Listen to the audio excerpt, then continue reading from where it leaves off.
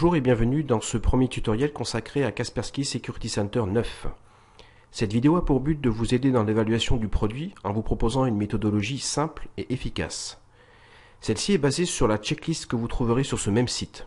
En une vingtaine de points, nous découvrirons les fonctions clés de la console d'administration Kaspersky.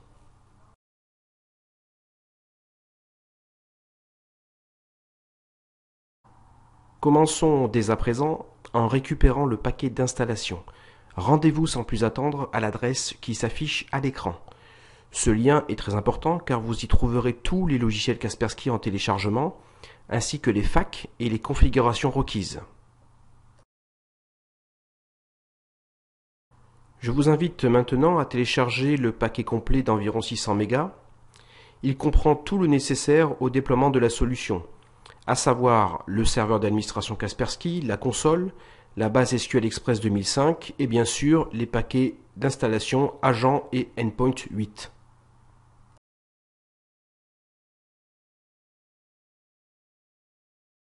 Une fois le téléchargement effectué, double-cliquez sur l'exécutable pour le lancer. Notez le répertoire de décompression qui pourrait vous être utile plus tard.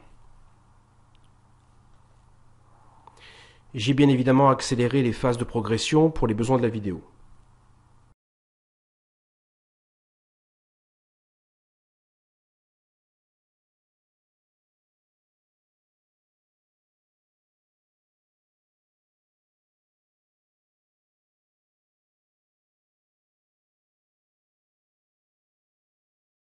Nous voici maintenant dans l'assistant d'installation.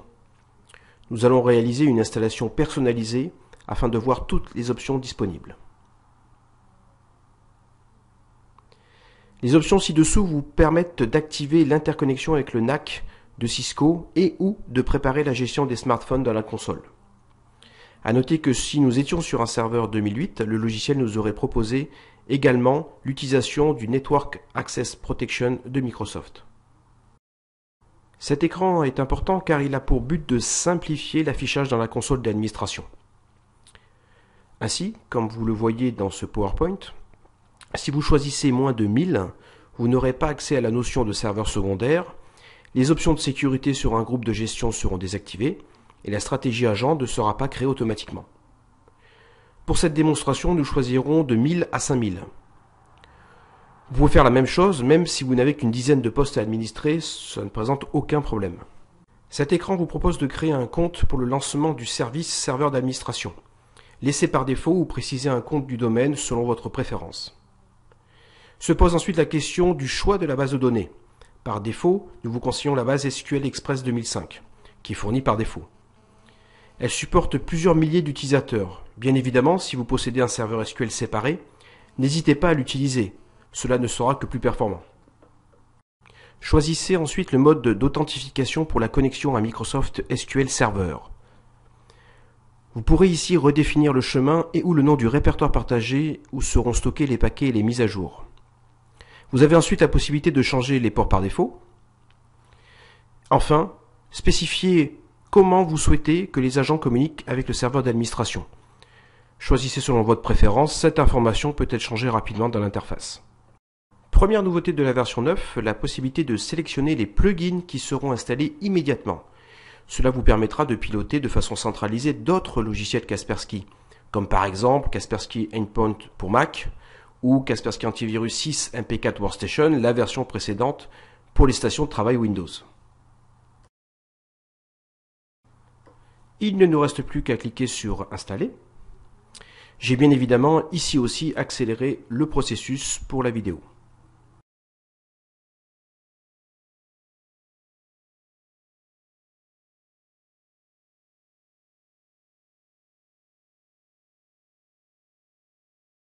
Voilà, maintenant cette phase se termine par l'installation des différents plugins. Et nous allons lancer immédiatement la console.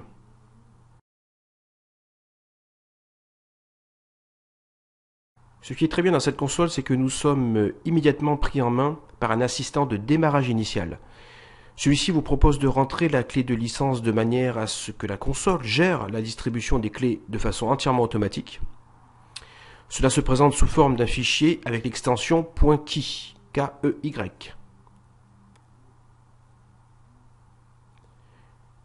Une fois référencé, vous n'avez plus qu'à cocher la case diffuser automatiquement.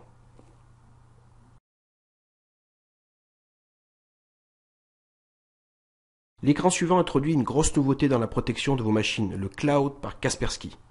Kaspersky Security Network, également appelé KSN, est un service permettant un accès à la base de connaissances de Kaspersky Lab concernant la réputation des fichiers, des ressources Internet et du logiciel.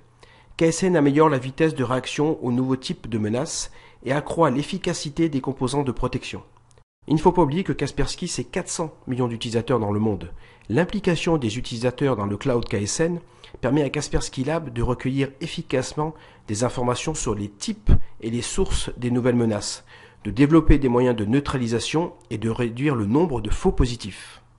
Nous vous conseillons donc très fortement de l'utiliser. La section notification vous permet de rentrer dès à présent une ou plusieurs adresses email et un serveur SMTP pour que la console vous envoie les rapports et les notifications automatiquement. Vous pouvez cliquer sur le bouton Analyser pour tester les paramètres. Rentrez ensuite, si besoin, les informations sur votre proxy. Enfin, ce dernier écran, même s'il est rapide, est le plus important car l'assistant va créer les tâches endpoint les plus importantes, mise à jour, analyse complète, etc., les stratégies de base et les tâches administratives. Ensuite, le logiciel commence à télécharger les mises à jour référentielles.